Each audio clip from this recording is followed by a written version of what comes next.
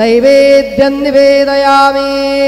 ॐ प्राणाय स्वाहा, ॐ अपानाय स्वाहा, ॐ व्यानाय स्वाहा, ॐ उदानाय स्वाहा, ॐ समानाय स्वाहा, ॐ ब्रह्मणे नमः। नैवेद्यमध्ये पानीयं समर्पयामि, पुनर्नैवेद्यं निवेदयामि। ॐ प्राणाय स्वाहा, ॐ अपानाय स्वाहा, ॐ व्यानाय स्वाहा, ॐ उदानाय स्वाहा, ॐ समानाय स्वाहा, ॐ ब्रह्मणे नमः। नैवेद्यं समर्पयामि, हस्तप्रक्षालनं समर्पयामि, मुखप्रक्षालनं समर्पयामि।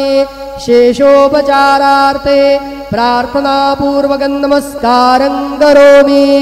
श्री सच्चिदानंद सद्गुरु साईनाथ महाराज की